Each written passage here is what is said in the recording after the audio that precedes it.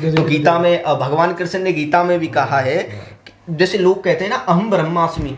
अच्छा, लोग कहते हैं अहम ब्रह्मास्मि, तो लोग इसका गलत मतलब निकाल लेते हैं। कई बार क्या होता है कि अहम एक अहंकार का शब्द हो गया, इसको अहंकार से जोड़ देते हैं, उसको घमंड हो गया अहम ब्रह्मास्मि, कि मैं ही ब्रह्मा हूँ, मैं ही भगवान हूँ। अच्छा। ये घमंड की बात नहीं है। भगवान कृष्ण गीता में कहते हैं कि अहम का मतलब हमसे नहीं है, हमारे अंदर जो आत्मा है, जो जीवात्मा है उससे है।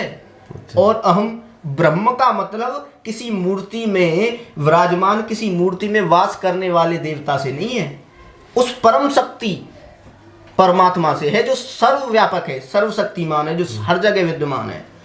अहम ब्रह्म और अस्मि का मतलब ये है कि जब आत्मा और ब्रह्म परमात्मा जब एकाकार हो जाए, जब आपस में एक हो जाएं, उसको अस्मि कहा गया, एकाकार हो जाना। तो अहम ब्रह्मास्मि का असली अर्थ ये है। और अहम ब्रह्मास्मि का मतलब ये है कि स्वयं भगवान मान लेना अपने आप को। लेकिन यहाँ पे क्या है कि बुद्धि और मन को बिल्कुल शून्य गति में पहुंचा देना। जैसे कि भगवान श्री कृष्ण गीता में कहते हैं कि अर्जुन को मान लो आप, एक उदाहरण के तौर पे बुद्धि जो भटकता है, और कृष्ण को मान लो ब्रह्म।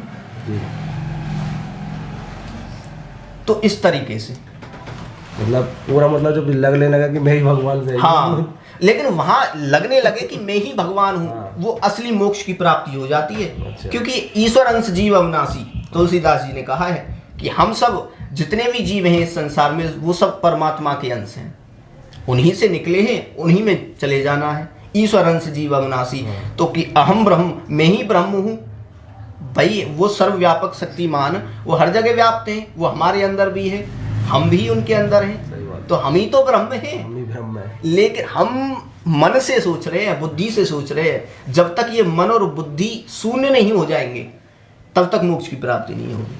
हर हर महादेव। श्री राधे। तो पंडित जी, अब बहुत गहराई की बात है। ऐसा नहीं है कि मैंने सिर्फ बोलने मात्र से ही कोई समझ जाए। बिल्कुल बिल्कुल, बहुत गहरी बात बोल दी तो हमने। हाँ, शून्यता जब तक नहीं आएगी, हमने बोल तो दिया कि मैं ब्रह्म हूँ, मैं ही भगवान हूँ, लेकिन हम मन और बुद्धि से बोल रहे हैं। आत्मा और ब्रह्म का एकाकार हो जाना, जिस स्थिति में बुद्धि और मन का शून्य हो जाना, जिस स्थिति में, तब मोक्ष की प्राप्ति होती है, तब आत्मा जीवात्मा से परमात्मा से मिलती है। अच्छा, मैं छोटे छोटे सवाल आप ही से, तो थोड़े लोगों के क्वेश्चन मन में होता है, छोटे छोटे बताइए।